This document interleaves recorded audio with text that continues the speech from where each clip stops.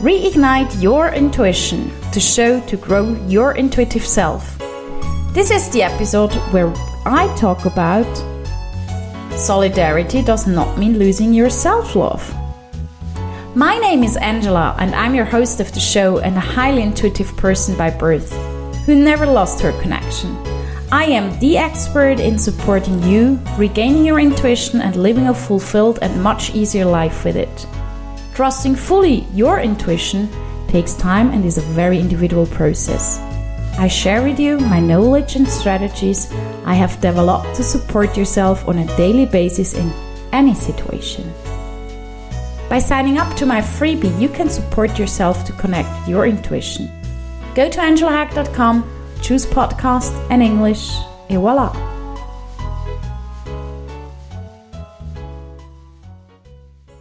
Actually, I'm not sure if the title is correct. Probably we should say lived solidarity does not mean losing your self-love. Why I'm saying that? Well, people only recognize lived solidarity. If you don't live it, they don't get it. Might be a bit hard, but that's how it is. Because even when I watch TV, for example, and I am empathizing with the situation of someone and I'm saying, yeah, I'm solidar with them and I totally agree on what they're doing and whatever the reason is, they don't know it. But if someone is going on the street to demonstrate about a topic and I am going there, then it's lived solidarity and they see it and feel it that I'm doing it. So that's a difference. But why am I saying that solidarity does not mean losing your self-love? Because with a lot of things it's like that. If we put on too much, if we put in like all our energy and we don't stop it, we lose ourselves. We have the tendency as humans to become a rudal. We want to be a group. We love a leader. And when we start to be solidar with a certain group, and then we completely lose the rest, we most of the time don't realize that we become from solidar people, slowly but surely extremists. And the word extremist might be a bit harsh, but as a matter of fact, it's not only bad people who are extremists. Everybody who is so absolutely 100 or 1000% sure about something they do are pretty close to extremists as the moment happens that you can't discuss it with them anymore. And it's different if I love something and if I'm really passionate about it, but I'm still looking at who I am and I'm looking after who I am and who I want to be and still have my own self-reflection who I am. Then just being like, okay, I am like this now and I only believe in what this person's saying and this person's right no matter what. And you stop looking at things your way. Or you lose your own opinion. Even worse actually. Because that's the moment when you also lose your self-love. Besides the self-respect. And very often it's hard to keep in touch with people that are actually real friends. Because at a certain point they kind of have to give up on you. Not forever, but for the moment.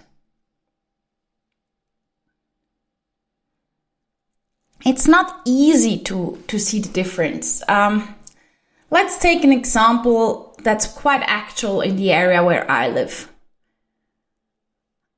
I totally understand people who become vegetarians or vegans. If that's their 100% belief, please do so.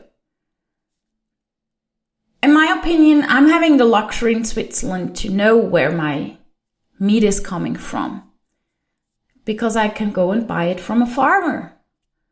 Or I buy it from the butcher that can tell me where it's coming from. I'm not going to a huge grocery store for meat. And therefore, I'm fine to eat meat from time to time. I'm not a big meat eater, but I like my piece of meat from time to time. I totally get it if people don't like meat or if they feel like it's unhealthy for them. Go for it. It's totally fine as long as you don't tell others what they have to do. Exactly the same with the vegans. Go for it. That's fine, but don't tell me what I have to do. As an example, I know a girl that became vegan because she wanted to show solidarity to a friend of hers. But if she's honest, she's not vegan by heart. So she's going against herself. In the meanwhile, she changed her vegan life into inside the house and outside the house. So at home, she's vegan. Not at home, she's vegetarian. So what now? I can show my solidarity to someone who is vegan, respect her opinion, learn from her opinion, listen to what she's saying, without becoming a vegan, but respecting what she's saying and listening to what she's saying. And if it's in vice versa, so both can tell what they want to tell and both are respected, I think that's the best we can get. For me, this is so important to see it that way, because the moment when I am solidar with my friend, and my friend will ask me to change my life completely just to show my solidarity in a way that is against what I feel, I'm going against me and I'm going against my self-love. And by the way, a real friend is never asking that. Right now, however, I have a lot of vegan examples. I know a vegan girl that you don't even have an idea that she's vegan.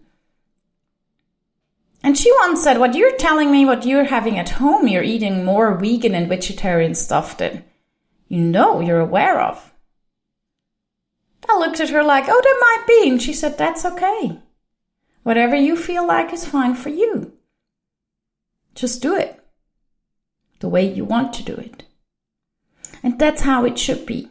She knows I have a wide knowledge of these things like vegetarians, different forms of vegetarians and vegans, because I'm supporting youngsters when they go and work in restaurants, and I teach them how they can help vegetarians, how they can help vegans, what vegetarians do exist, and what they have to take care of, that they, don't offer them to eat.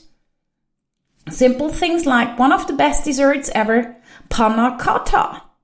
Italian dessert I'm dying for, but originally there is actually pork jelly. And there is something else you can use it, and then vegetarians can eat it. But you have to ask the kitchen, you have to know it, you have to make people aware of those things. And that's what I'm talking about. The solidarity, which is also kind of an empathy towards people, but not losing yourself while that. And it's not just this whole food thing, but that's just one of the topics that's very, very, very actual right now in my circle. So that's how it is. It's also with people who have like this very high goal in sports. I'm not a sporty person. You won't see me running kilometers in morning 5 a.m. and swim miles or cycle, whatever. But if there is someone in the group where you're going out and this person has to do that and wants to do that and is happy with it, and is, for example, not drinking alcohol the whole evening, because I can tell you, if you go running the next day, it's freaking killing you. If you go swimming, you might drown, so please don't do that. But this person is passionate about it. And if the others are like, hey, why don't you drink a beer? Come on, it's a beer. You may show your solidarity and say, hey, respect the fact that he or she is on his board's turn and they don't want to. But you don't have to not drink alcohol with that person. Because if you'd like to have a glass of wine, then take that glass of wine. The point is, you may show your solidarity. Please do so, because empathy and solidarity is pretty close. But don't lose yourself while doing that. It makes a huge difference. So yes, solidarity is great. Until the point where you lose yourself. So, be a solidar person, live your solidarity, and be yourself while doing that. Are you ready for reignition? Yes? So go to angelhack.com podcast and sign up for the freebie with the link you find there. Thank you for listening to Reignite Your Intuition. Please share my podcast. Please come back. Please listen to it and come back and comment. And you know what? Don't lose your self-love while doing it.